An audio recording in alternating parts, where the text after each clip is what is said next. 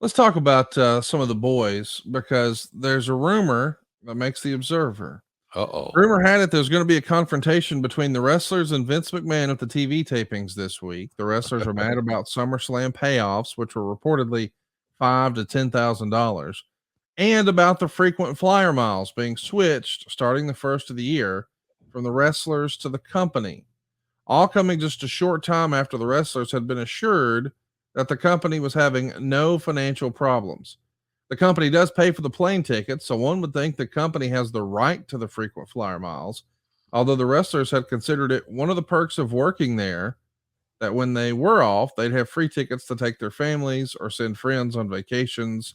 Do you remember hearing about this? Oh The yeah. heartburn about the frequent flyer miles? I heard more complaints about the travel, just the boys shooting the breeze in catering or someplace, Yeah. hallway, whatever, than I did about the payoffs.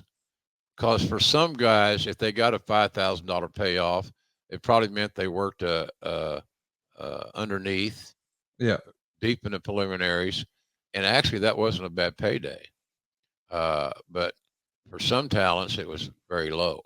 I didn't hear a lot about that because I wasn't involved in the payoffs at that time. Uh, I listened. I heard the concerns, but the frequent flyer miles is a different ball game. Totally disagree with the fact that we're. I understand, but I totally disagree with how that was handled.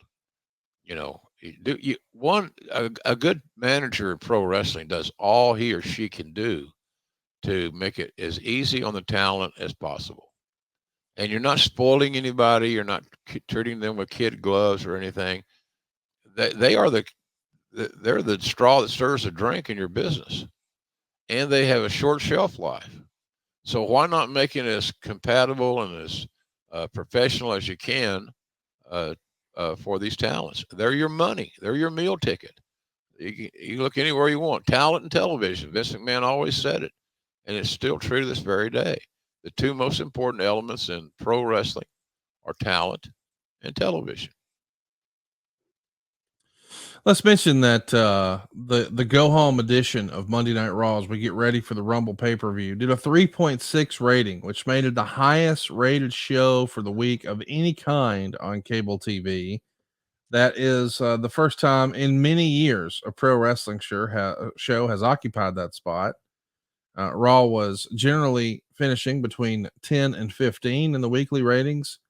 So for this to happen, it's a big doggone deal, especially since it's like 53 weeks old, so a year and a week old at that point.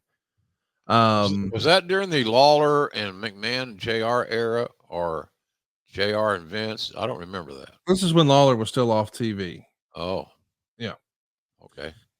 So we're at the show here, the Royal Rumble, and we should just compare year over year. The 1993 Royal Rumble, a year prior, did 300,000 buys. A year later, the show we're covering, the 94 Rumble, does 200,000 buys. That's a lot of money difference, Conrad. 100,000 buys times whatever the pay per view rate the cost was. Huge loss, huge detriment. It's a big deal. I think this pay-per-view was $29.95. So you're talking $30 times 100,000. Now, of course, the company only gets half of that, but still, Yeah, just the quick and dirty math to go from 300,000 to 200,000, a third of your income gone, wiped away. right. Is that the Hulk Hogan effect, do you think? I think it's the effect in general that we didn't provide the audience what they wanted to see. The product was not hot. We didn't have any stars that were red hot that you couldn't have. We didn't have a Stone Cold ready to go type thing, or Rock or whatever. We didn't have that difference maker uh, in abundance. You know, we had Shawn Michaels, and well, I don't know if he was even there at that time. Uh, Point being, we didn't have what the fans wanted to see. It always comes back to that. If we had a hot attraction, a hot angle, or the single matches or the individual matches on the Rumble were all long term programs that were culminating and crescendoing at that event, that's one thing. We just didn't have anything they wanted to see based on the math. Right. Well, let's talk about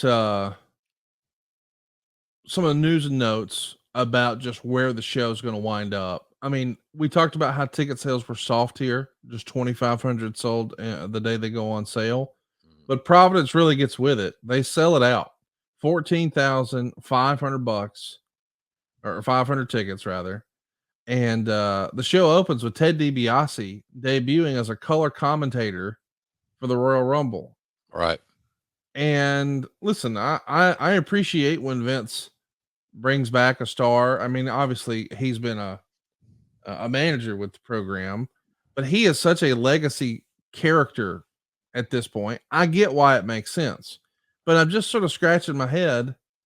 He's got you and he's got Gorilla, and I know you guys are doing the radio broadcast, but were you shocked that DiBiase got the opportunity here? And how do you think he did? Well, yeah, I was a little bit surprised. I was a little bit disappointed because I thought at worst case scenario would be Vince, Teddy, and me. Yeah. But didn't happen. I was told that your job today is to produce Ted and to get him ready for the event. So I spent pretty much the entire afternoon talking it up to Teddy about, the do's, the don'ts, and all those things. Because he was very nervous and apprehensive. It was a big opportunity. Just think, what if he had hit? And you're judging Teddy. At least I'm saying this. I think you may be judging Teddy on what you heard, or what's on tape.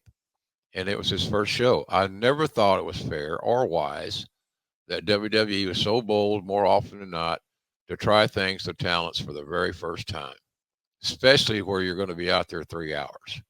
You have plenty of chances to screw up or not hit the home run, not move the runner along, whatever cliche you want to use.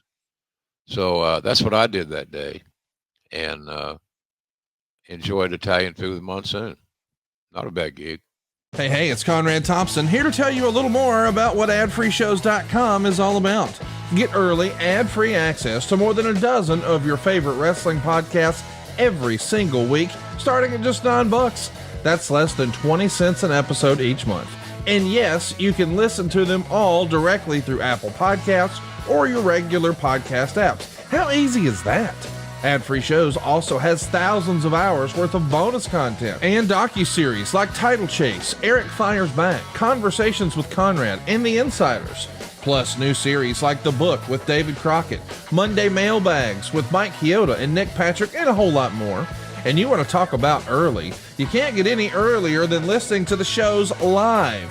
You can be a part of the live studio audience as we record the podcast. Plus, ride shotgun alongside your favorite childhood heroes for live watch-alongs, Q&As, and other interactive experiences every single month. Come on now, see for yourself what thousands of other wrestling fans from around the world have discovered, that adfreeshows.com is the best value in wrestling. Check it out today, and hey, when you do, the first week is completely free. adfreeshows.com.